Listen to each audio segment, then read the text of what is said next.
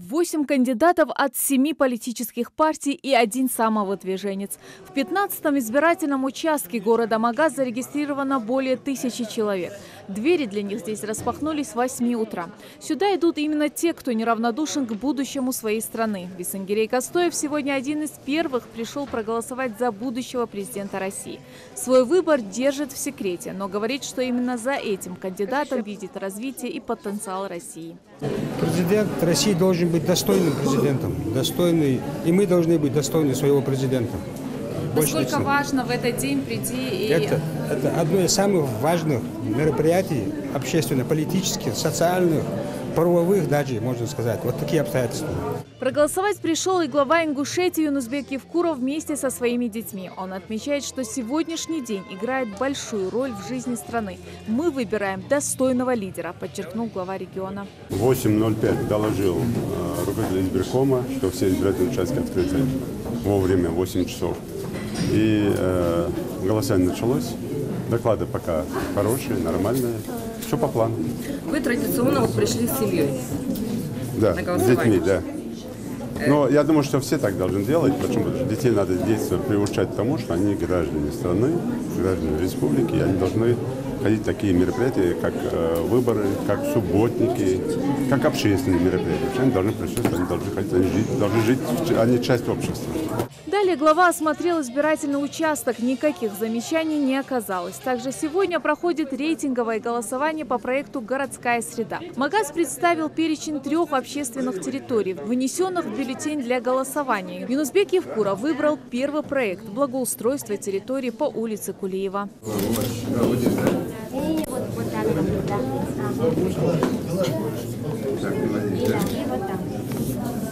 Председатель Народного собрания республики также отдал свой голос, по его словам, за достойного кандидата. Ну а в целом, по наблюдениям депутатов, выборы проходят на высшем организационном уровне и максимально прозрачно. Конечно же, гражданин Российской Федерации должен прийти и проголосовать. Когда мы говорим «должен», это, конечно, на совести того или иного гражданина Российской Федерации.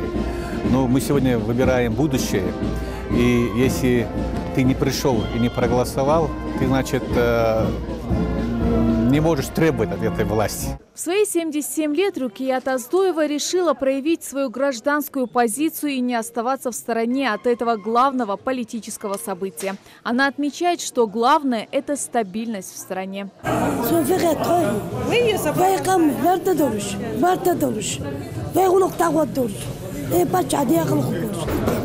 После голосования бабушку не отпускает с пустыми руками. Ей преподносит памятный подарок.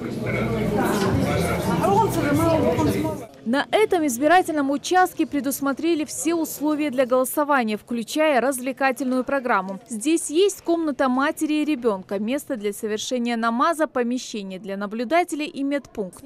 Кстати, указательные таблички на 3 языках – русском, ингушском и английском. Также для самых маленьких поставили шахматные столы, чтобы дети, пока их родители голосуют, с пользой провели время. С самого утра сегодня к нам приходят избиратели. У нас у всех приподнятое праздничное настроение. Участок у нас очень оживленный. Для наших избирателей мы для пожилых людей предусмотрели подарки.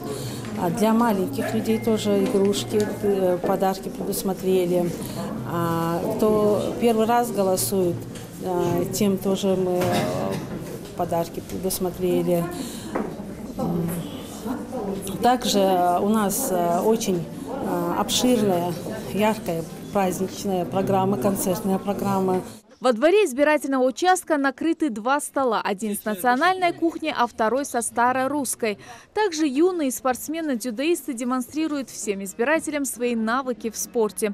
А на площадке напротив избирательного участка развернули сельхозярмарку. Здесь же рядом для всех желающих поставили столы и варят мясо. Ну а симфонический оркестр играет не только для избирателей, но и для всех, кто отдает предпочтение классике. Словом, праздник здесь чувствуется уже издалека.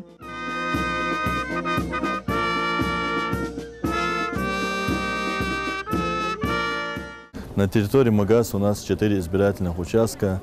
Помимо того, что все необходимые работы проведены, обеспечена на должном уровне и безопасность, и в том числе организационные моменты тоже были учтены.